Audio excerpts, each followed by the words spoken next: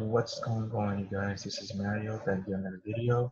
So this video won't be something very transparent, and it's also going to be very helpful for those who are new, come to the Lord, want to know how to really like walk this life. I mean, of course, I'm not going to cover everything in this video because there's so much, you know, to being a Christian when you're, especially when you're just starting out. But I want to talk about my testimony, from my experience, and like in hopes that my, you know, story can help you guys who are just coming to the faith. So, anywho, I want to talk about the struggles of growing as a Christian. The struggles I had to deal with while I was, you know, babe in Christ. When I was new, just came to the Lord, seeking God, all that jazz. So I came to Christ when I was 14. I say that a lot in my videos, and what kind of sparked me to do this video was, I was thinking about, everything I went through. I was thinking about my mom. I was thinking about, just the struggles I had growing. The fact that, just thinking about the fact that, when I was a teenager, I didn't really get the chance to do the stuff that normal kids get to do. And, I was, I felt like I kind of missed out on a lot of things, but also kind of felt like, I'm glad I didn't, I'm glad I did get saved when I got saved. So I made those, common mistakes as a teenager, whereas, now as an adult, I could be that voice of reason, as a 21-year-old because I've been through this. I walked this walk, like even though 21 is still considered experience. Like I already experienced seven plus years walking with the Lord. In this point in life, I already spent 7 plus years walking with the Lord.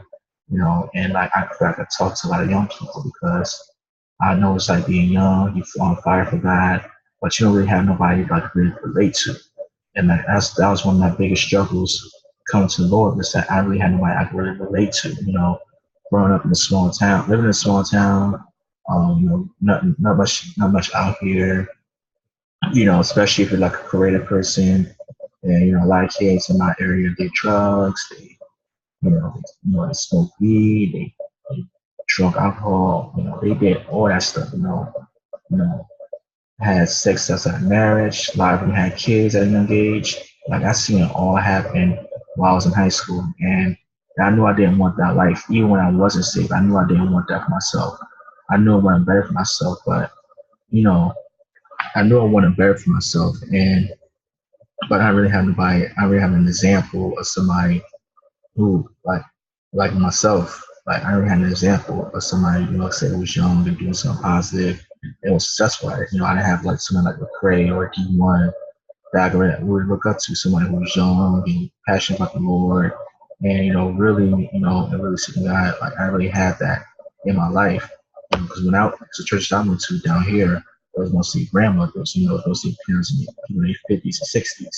So like I really had nobody I could talk to that was young and like passionate about God and telling me like what it takes to really be a born again Christian, as a young man.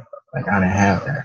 So I had to learn, through, I mean, like don't get me wrong, like the church members, they did tell me like good things, give me some like good rules and regulation. They didn't have my mom, you know, who raised me in the church, stuff like that. So I had people I had people that I could talk to, but I had nobody like my age I could talk to.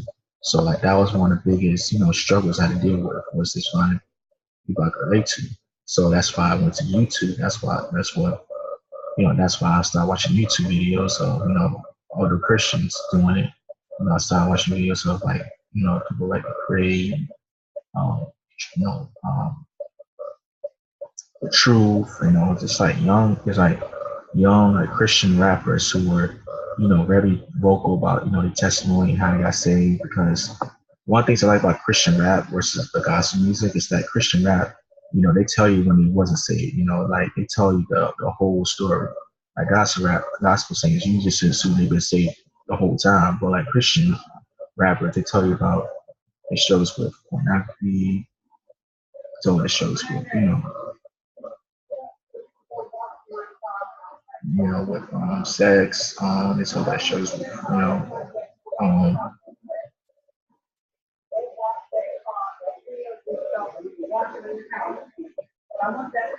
Sorry, this one I'm talking.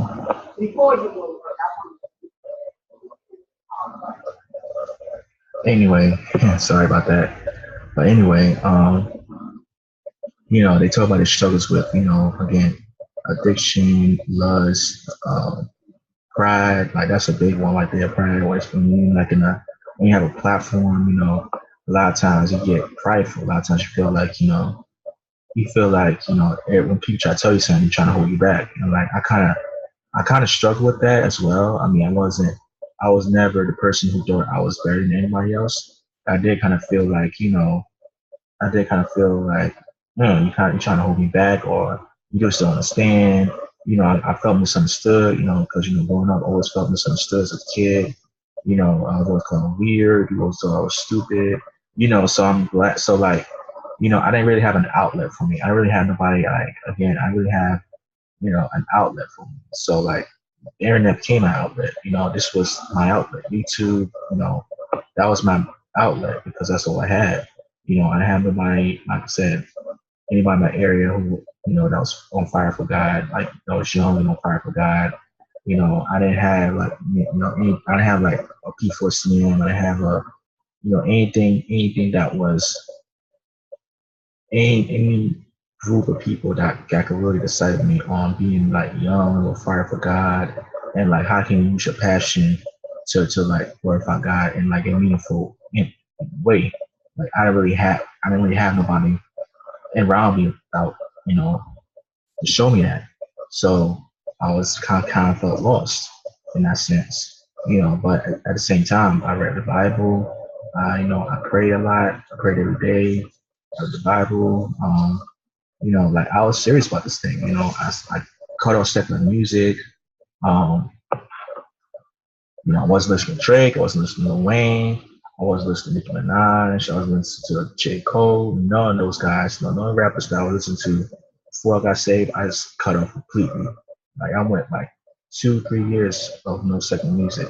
So, I was serious about God. Like I was that serious about God because I want to please Him. Part of the reason what kind of got me saved was through what led me to Christ was through the conversation I had with like secular music, and how it was, how you like listen to secular music, and how, you kind of entertaining, the devil. And like when she told me that, I was like, what? And that's what kind of, made me turn off secular music. So, I just felt, was so on fire for God. But at the same time, I felt like I didn't have nobody I could really relate to, because, again, a lot of kid, because when you're serious about God, He look at you weird. He look at you like, oh, you're a Christian, because, and then I live in the South, everybody's a Christian. Everybody says, I'm a Christian, I go to church and this, and that, and the other. But, but after they say that, it's like, oh man, F this, F that, F this, F that, come out their mouth and say, man, I smoke weed, or, I go to the club, but I'm a Christian, I love God, I love Jesus. Like that's the type of arguments I'm into around people. And me growing up in the black church, that's especially, the case, because in the black church, um, you know, in a black Pentecostal church, everybody's saved, like everybody's saved. You go to church, you shout, you sing a choir, then you already saved. But a lot of those kids who are involved in church, or just like any other teenager, they may reach out and they may speak in tongues, but they still act like the same as any other kid. So, like I felt kind of alone. So like I felt like, so I had to find people who felt the way I felt. And that was why I, found P4CM. That's how I found, guys like True Voices.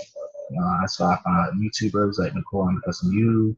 People who would talk about like practical ways of living for God as a Christian, or live for God as a young person. Like those guys really, were really helpful in that aspect. But at the same time, I really had nobody I could really like disciple me, because again, like a lot of my again, a lot of my church members are older members. So like, so even though they were, tell me go to Vice, tell me, like praying and fasting and like, stuff like that, tell me like good stuff.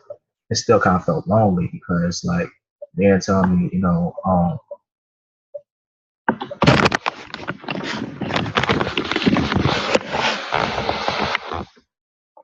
they ain't really,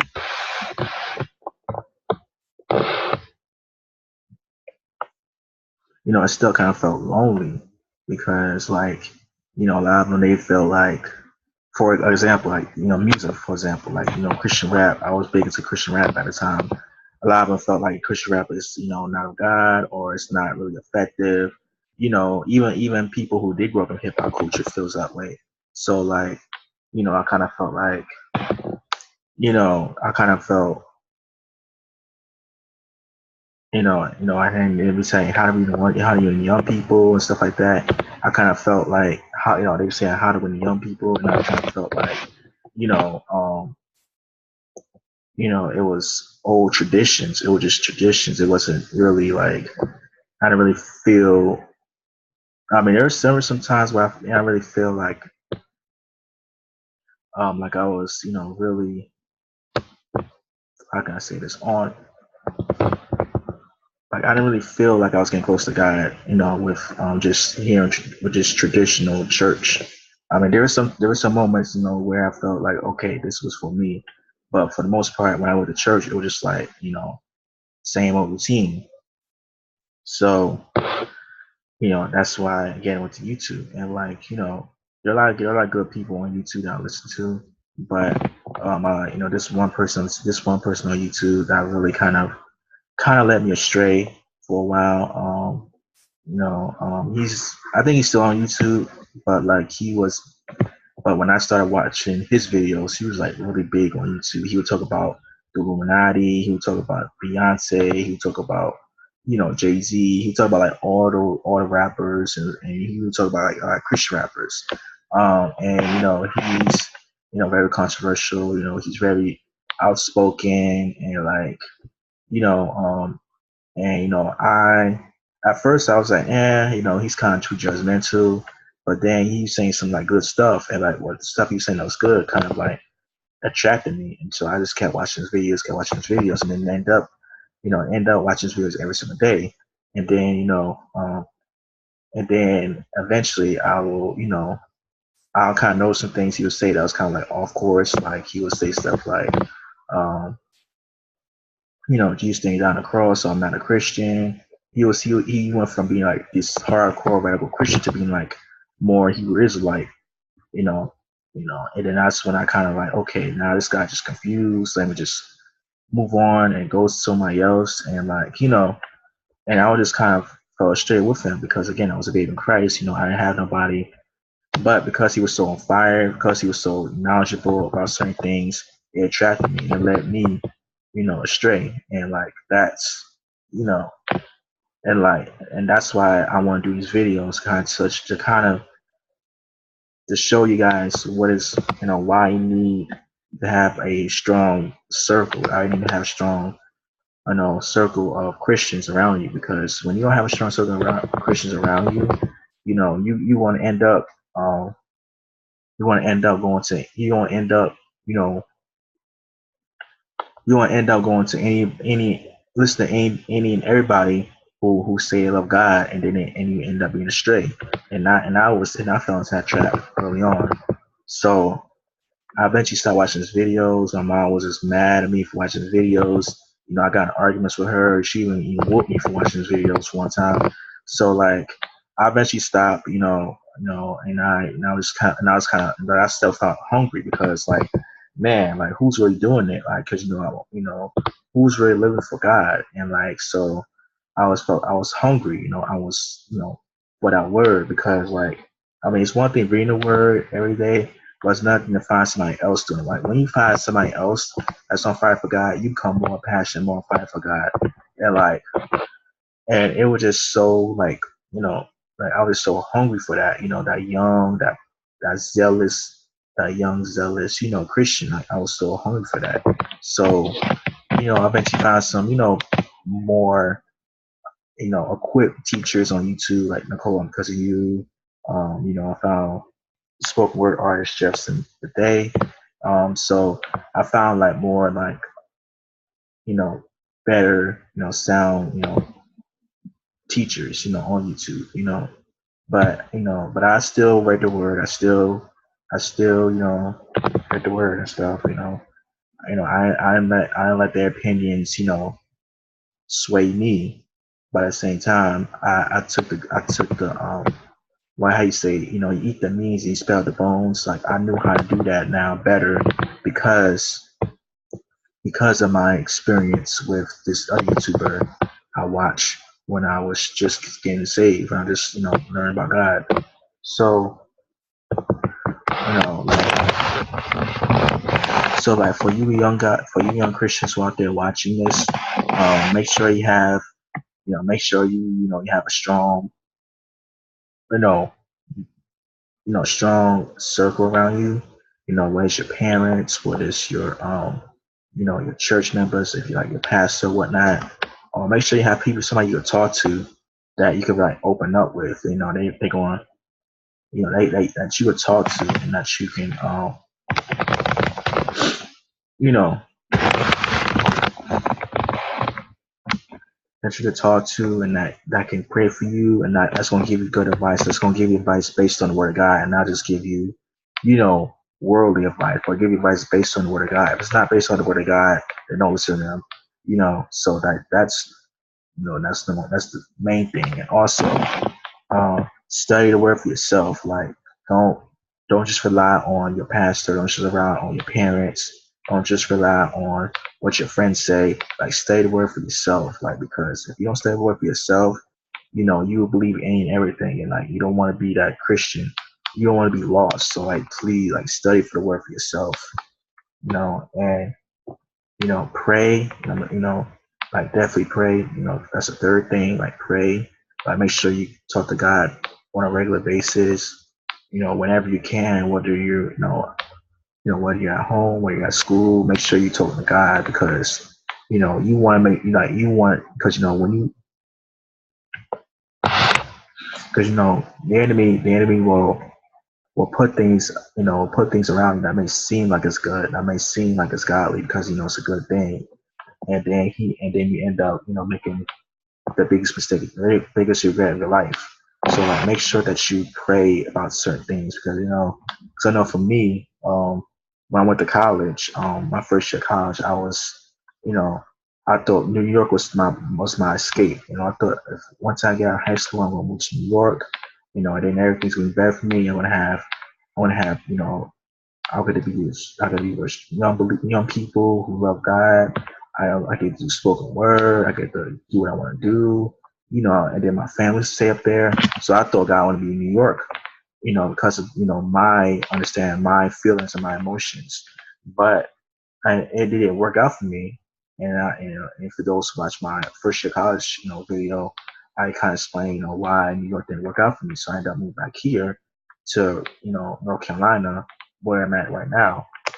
The place that I thought I was just so trying to get away from. Like I was like, man, I want to get away from here. Nobody understands me. There's nothing out here for me. I want to move to New York where I could be around progressive minded people. But, I ended up back here. So, I ended up back here. So like make sure that you make sure before you make a big decision, make sure you pray about it. Make sure you ask God that's okay. Because you don't want, because the enemy comes as an angel of light. The enemy he make it looks like it's good, makes it look like it's of God because it's a good thing, because it has benefits. But like if you don't have discernment, if you don't have a prayer life, like the enemy he will eat your life. So make sure you pray. And you know, fasting, that's number four. Fasting, you don't have fasting is also beneficial if you're like new to faith. You don't have to necessarily fast like every day, or you don't have to fast. I know people talk about the Daniel fast, 21-day fast. And that's good. But make sure like you let you know. I mean, it's good to fast. I mean, like I do, like I try to fast at least once a week or once a month. Every so often. Fasting. It could be fasting is just basically giving up certain like foods or drinks you know, for a period of time, or a certain, or certain things you do outside of, certain things that you do as like for entertainment. So, for instance, there's the drinking fast, there's the no juice fast, and no sweets fast, no junk food fast, no meat fast. There's a lot of different ways you can fast, or the Daniel fast where you can just eat like vegetables and and like fish and stuff like that. There's certain ways you can fast, but when you fast, you make sure that you get close to God. Um, make sure that while you fasting, while you like giving up certain foods, certain drinks, make sure that you pray and make sure that your relationship is stronger with the Lord while you fast. Because if you're just fasting as a fast, then there's no point. So that's number 4. But yeah, but hopefully this video helped you out. I know I kind of ramble in this video, but I just wanted to, share with you guys my testimony of, what was it like for me being a young Christian, young teenage Christian, and hopefully these videos can help somebody out there who is young and who wants to know God for themselves. They don't want to just be that Christian who just goes to church and that's it. They want to be that Christian who's out there witnessing. They want to be that Christian who's out there, um,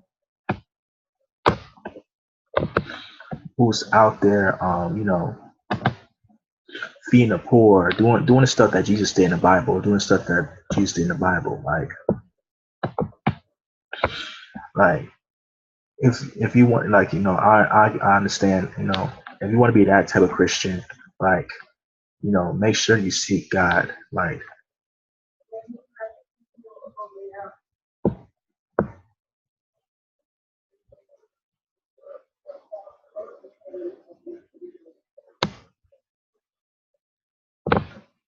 you know, make sure you seek God, like, make sure you seek God. So I pray this video encourages you. I pray this video was helpful. I pray that God uses this video to reach the people that was meant to be reached. In Jesus' name, amen.